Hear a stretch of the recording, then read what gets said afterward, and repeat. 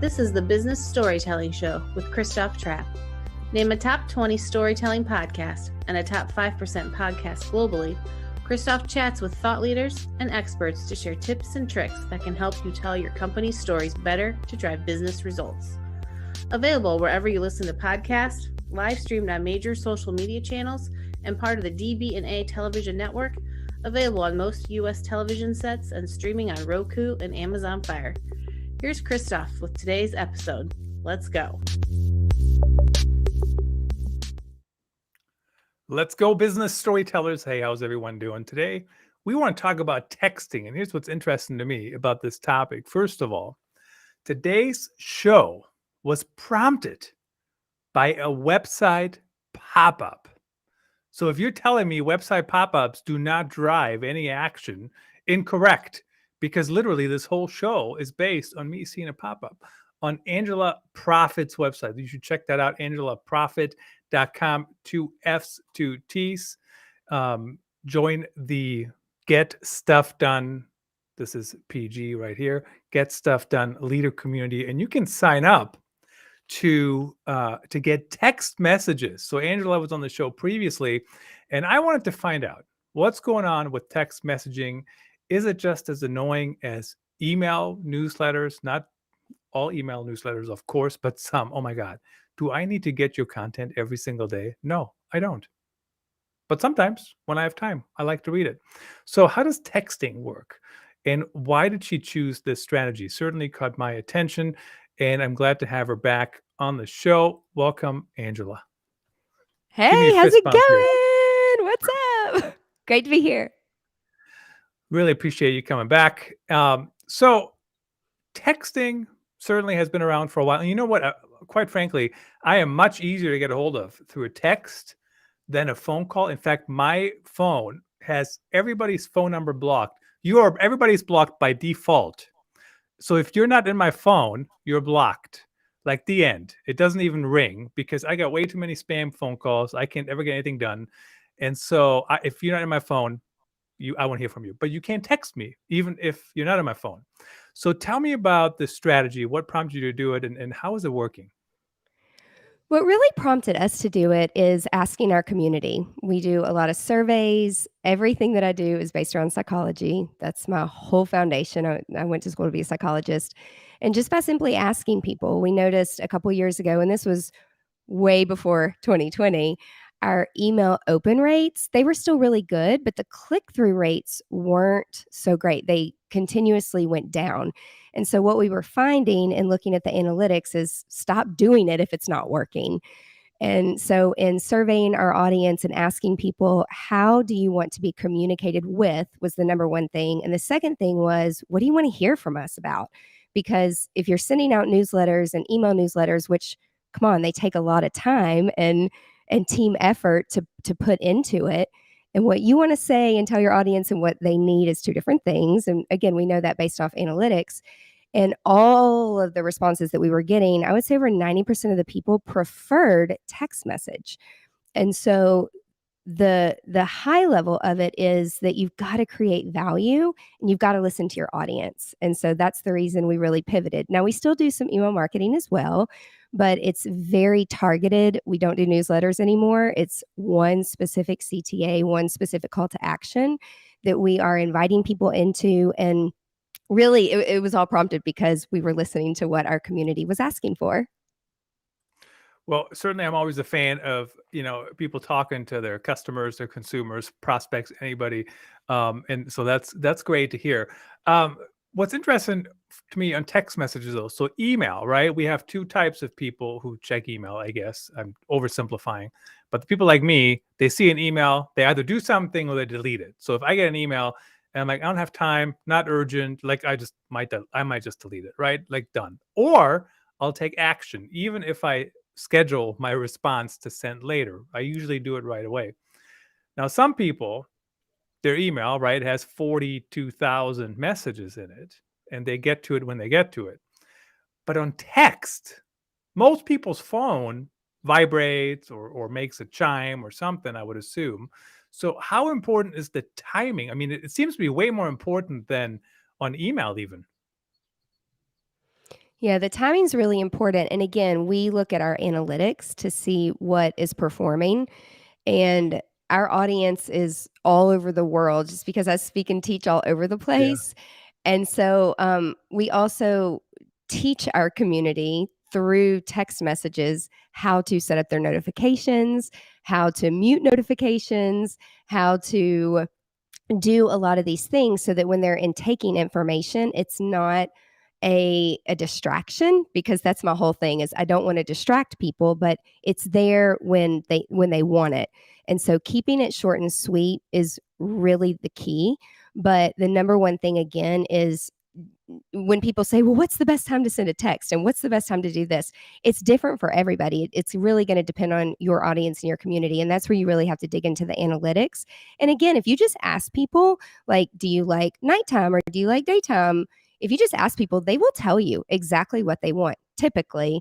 And so engaging your audience through social media and doing polls and surveys and asking, again, if you're giving value, you're going to get something from someone. And usually for me, that's their time. Time is very precious.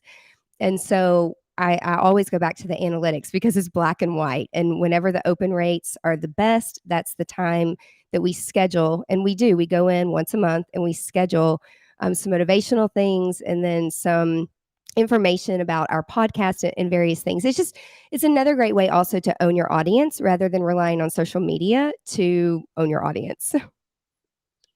Yeah, it's a fantastic strategy. I mean, I certainly need to really look into it a little bit more and see how I can use it.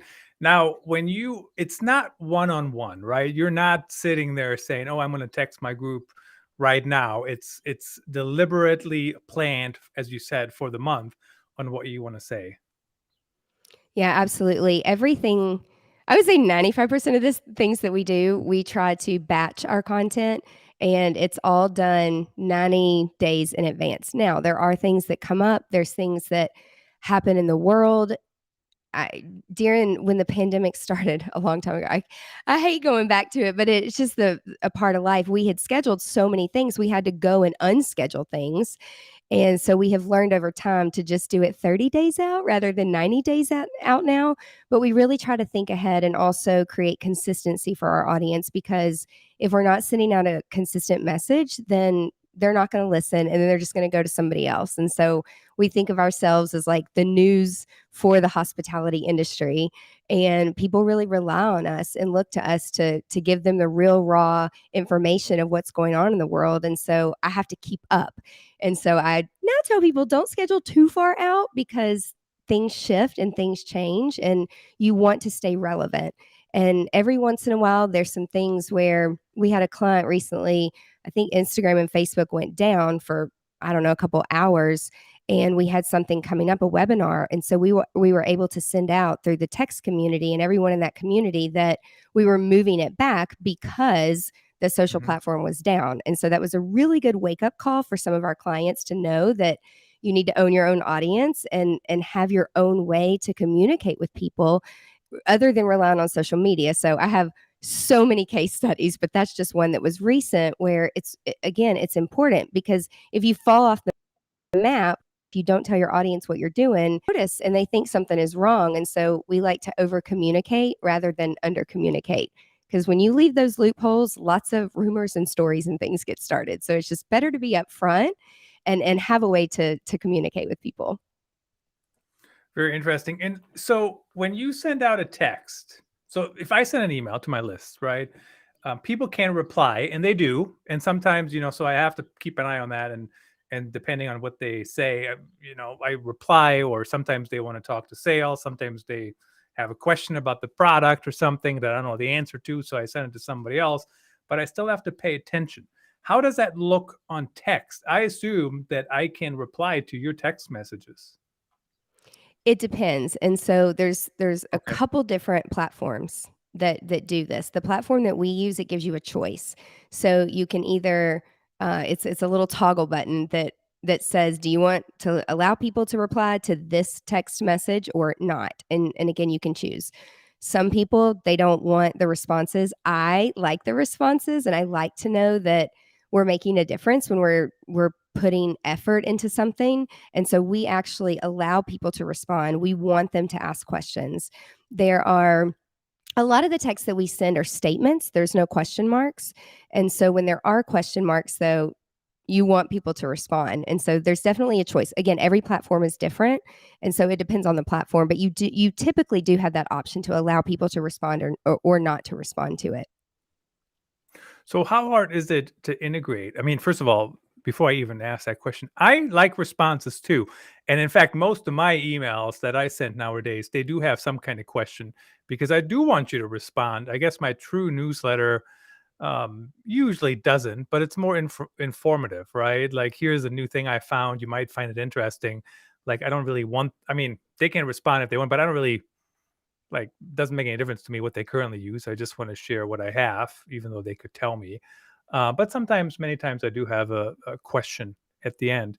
Um, how hard or easy is it to integrate? I don't know. What is your website? Is it a WordPress website or do you use a different? Okay, awesome. Um, how hard is it to integrate everything? You know, the pop up with the system, and then is it a whole nother place you have to go, or how does that look from a more technical side, I guess? It's really not difficult at all. I'm not a coder. We have, an IT team that works on our stuff. We do use WordPress. We use other platforms as well. We build classes on Kajabi. We build on Lead Pages. We build on ClickFunnels. And so it really, again, depending on the platform we are currently using is called Community. And then we use, which was formerly Infusionsoft, which is now called Keep. They rebranded, and it all integrates. It's a simple plugin, and you don't have to be a coder. It's literally copy the code, paste it over. And obviously, like, whenever we do something new, we're gonna do it at night and we're gonna test it and make sure that it's working. And again, we're also very upfront with our community, letting them know, hey, we're trying something new. If you like it, let us know. If you don't like it, tell us. If we're sending too much, tell us. Now, you can't make everybody happy, but at least ask. And then there is the majority typically that wins or drives. And again, going back to the analytics, but it's really not that hard to integrate. It's just, for us, it's just like telling people about it, because if they prefer text over email, then we want them to come and sign up for our text community.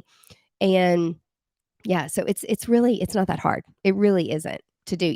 We watched a few videos. We're all self-taught over here, most of us. So it's not that hard to integrate at all. I would just say, do it at night when most people are sleeping and test it to make sure that it's going to work. It's just very interesting. So then once you get everybody in there, and of course, the one thing that just crossed my mind, that my text inbox, if we want to call it that, much less crowded, right, than my email inbox. And especially if you add spam into my spam folder, I mean, it's like overflowing. Uh, so how do you tie it into the content strategy? What kind of messages do you want to send? How long should the messages be? Should they have images? Should they have video? I mean, like, what goes into that planning from a strategic point? Usually, we do a little bit of both. We do some just plain text that is really just motivational. And again, the foundation of everything we do is all around psychology. And I'm a productivity consultant, and so it's all about time management and being present and how to, again, set up your notifications and how to make sure that you set aside time for yourself during that time. So most of our just plain text that is more motivational, they still get really great open rates. When we're pushing something out about our podcast or an upcoming event or someplace that I'm traveling, we will put a picture to it, or we'll make a GIF, where I'm like moving and dancing or doing something funny. And the responses and the open rates are about the same. And so we try a little bit of both. We don't always put a picture. We don't always put a video or a GIF. But I would say twice a week we send out a plain text, and then once a week we send out something that has some type of a movement to it. But it really depends on like what's going out. So like, for example, recently there was like margarita day or tequila day or something. We like to do like fun things too, just because in the hospitality industry things can get really stressful. And people need that motivation. They need to be reminded to just smile and remember to like take care of yourself before you're taking care of a bunch of other people. And so we keep it like very raw and very fun. And so if I'm going to Egypt, then I would have a picture of myself or like a little gif of me like doing something in front of the pyramids or something. That was something recent. That's why it's on the top of my mind. And so it's just when people can see your face, because people connect with people by seeing their face. I don't love pictures. Listen, I'll do video and podcasts and I'll talk your ear off all day long, but I really don't like being in pictures. So that's just the way that I personally like to connect with people. And also psychologically, because we coach a lot of people on how to do video for their audience and for their business, but also have fun with it. Like just be authentic and be a real person. And so if I'm teaching and coaching people how to do that, then I need to be doing it too, so that I'm mirroring what people are asking for, what people are wanting. So psychologically, that's a little bit more of the backstory of how to get people engaged and involved. And again, you're not going to make everybody happy, but doing a little bit of both seems to keep people engaged. Yeah, very interesting. I'm going to circle back to the whole video and picture thing in a minute. But first, since you mentioned it really quickly, Angela's podcast, Business Unveiled, if you search for her name on Apple, et cetera, you can find it right there. And topics range from how to keep social media social, how to see your business journey as a gift, the importance of building a content strategy. And as you can already see, her audio and video is very well produced, sounds good. And the reason I mention that, because this is one of my soapboxes currently, Angela. Everybody, not everybody, but a lot of companies are starting podcasts, and some are doing live streams, which I still recommend. But what a lot of companies are missing is they're not buying their $50 microphone. This is like $50. And you know what?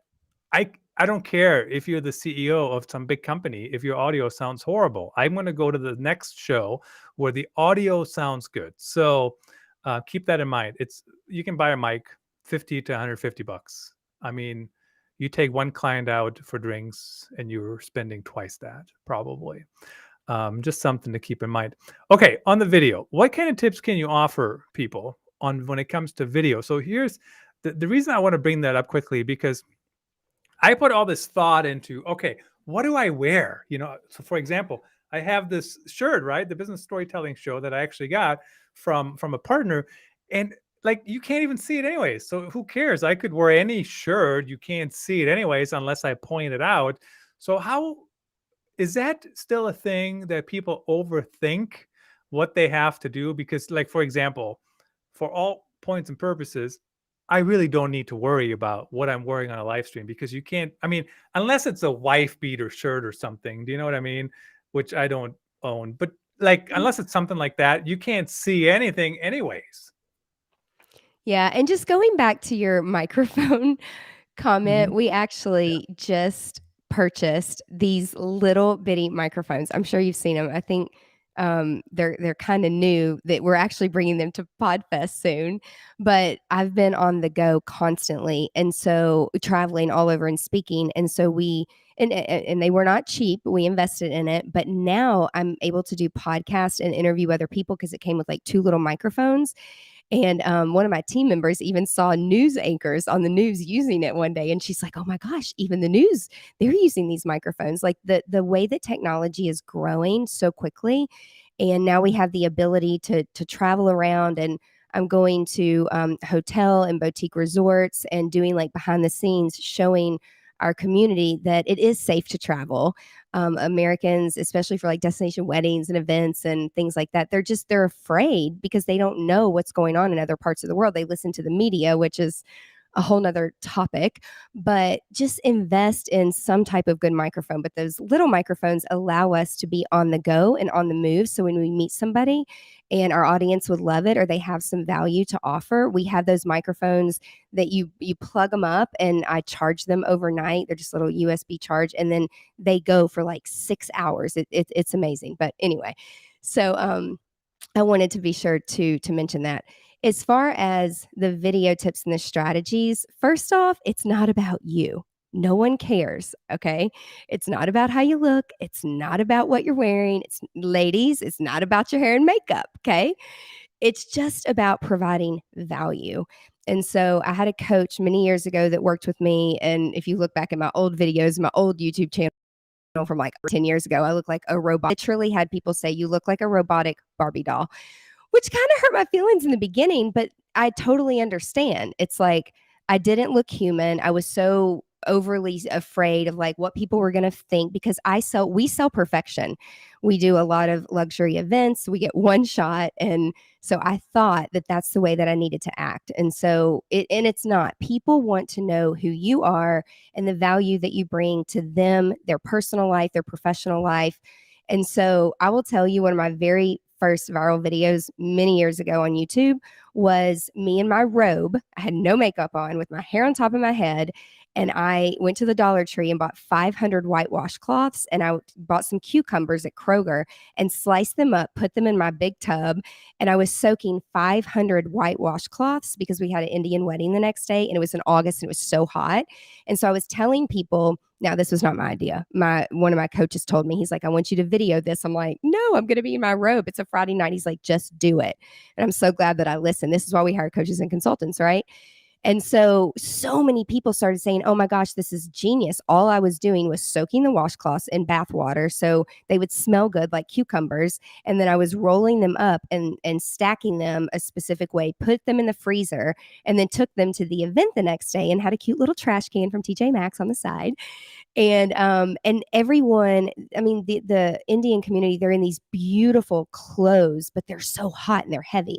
And they love the washcloths, and it made them smell good. And then once the ceremony was over and they went inside, they just threw them in the wastebasket. And then some people were like, "What are you going to do with those washcloths?" I'm like, "Throw them away? What do you mean? What am I going to?" They're like, "You're not going to wash them and reuse them." I'm like, "No, like that's kind of gross."